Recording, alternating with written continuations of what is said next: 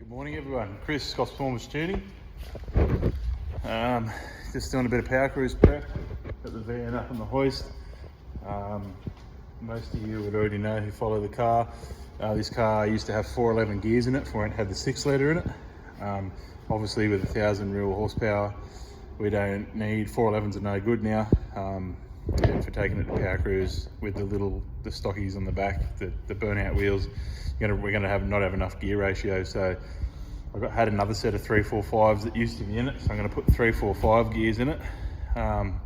Much to my, or unknown to me, and I'm glad I bloody decided to do this. I've got the 345s in there now, they're all set up. I've set up the pinion bearing preload, set up the backlash and the sideways and the crown mill and that. But I slid, this car has 31 spline billet Moser axle, slid them out, they're twisted. So obviously, as you can imagine, this thing making 1,000 to the hub and making it as soon as you jump on the throttle has been quite nasty to the axles. So we've got Sebi making us some new axles at the moment. I'm just going to throw it all back together with the twisted axles in it just to get it down there, and then once we get to Sydney, we'll have to put the new axles in it. In the future, this is going to be the last event that Borg Warner is going to be in the car. I'm probably going to park it up for a little bit, save up some money and whatnot, and we're going to have to build a 35 spline at a minimum, 35 spline 9-inch. And we never intended on turning this car into a race car, so I don't want to go silly with it. I don't want to change it. I'm just going to set the forelink up the exact same way it is now, which I'll show you in a second.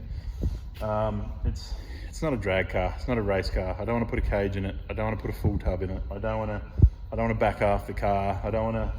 It's literally just 1,000 horsepower blown Powercruise car. Like, it's just gonna, just power skids, all that stuff. Notice how I calls it a Powercruise car? Because apparently I'm not allowed to call it a street car.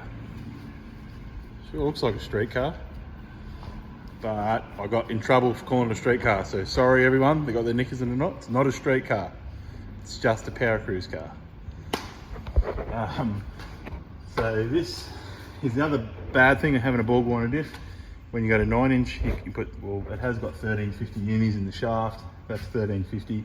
The other one is, I think it's 1320 or 1310. I don't really know that much about drive shafts. But this flange here, the flange here on a 9-inch, the 1350 will sit straight into a billet yoke, nice and strong. This hat is a weak point, and then the pinion too. The pinion can break as well. Plus the gear set. I mean, I've had a fair bit of luck with the gear set because it's got a hat on there that holds the carriers there. But yeah, so it needs a 9-inch. So we're just going to put a 9-inch in with the forelink exactly the same. I rectified the issues that I talked about in the first video that I ever did about this car.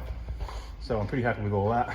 So I don't want to change any of that. I just want literally the same bracketry and the diff in the exact same spots. I just don't want to be twisting axles.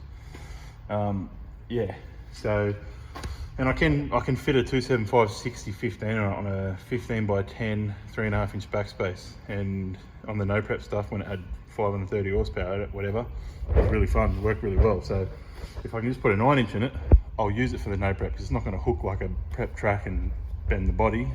That's how I'm justifying it to myself.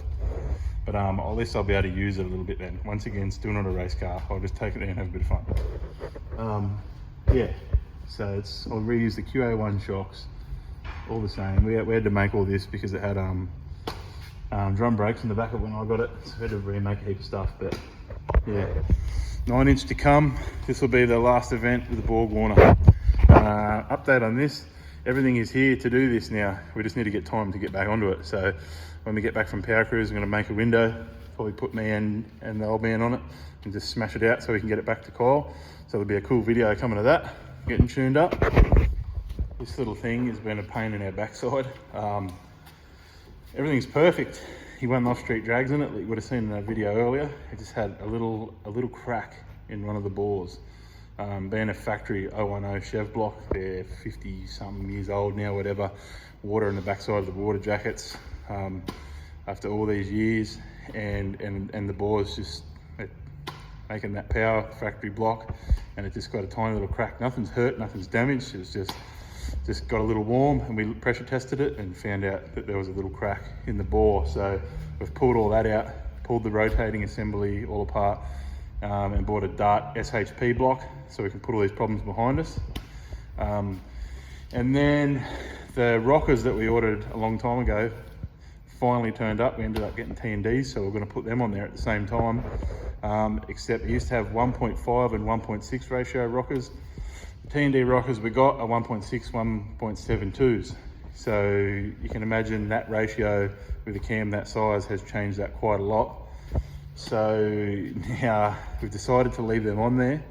The rockers, a little bit extra lift, although for a street engine it's going to make the cam lift ridiculous. It'll be well over 700s, but it's kind of gone away from a street engine, this thing. It's turned into a little race engine. But we're going to leave them on there. We're going to get new springs, because the other ones were too close to coil bind for my liking. So that's held us up with that. But as soon as we get the springs, the block's machined, everything's ready to go together, and the engine to be built again, get the springs, get it back together. Be interesting to see what that makes, because that should make 10, 15, 20 more. So it should be about the 550 at the tyre aspirated. So that'll be pretty cool. So I've got the axle back. New studs fitted. It always had 1/2 inch studs on it. It's just got 1/2 inch with the knurl rather than the threaded ones. The threaded ones will come unloose and plain buggers and silly buggers and everything. Yeah, this one actually has a 3mm twist in it. That one's not the end of the world, but that's the long axle. The long axles tend to, they're a bit stronger because they stretch over a longer distance. The shorter ones, it twists, it winds the spine up a lot quicker. So I'm going to get this back in the car. This one's okay. Sebby's making this from Seb's Speed Shop in Sydney. Does very good work. So check him out. He's making another one so he can throw it in the car when we get down there. So I'll get this all back together. Other than that, we've got a heap of things going on in the shop. Heap more videos to come.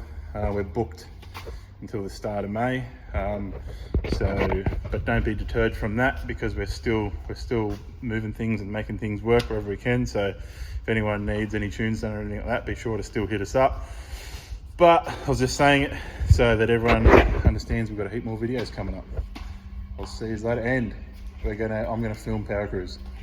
We're gonna have a good time down there, and I'm gonna film a lot of that. So I'll be bringing that to you real soon. Have a good day, guys. See ya.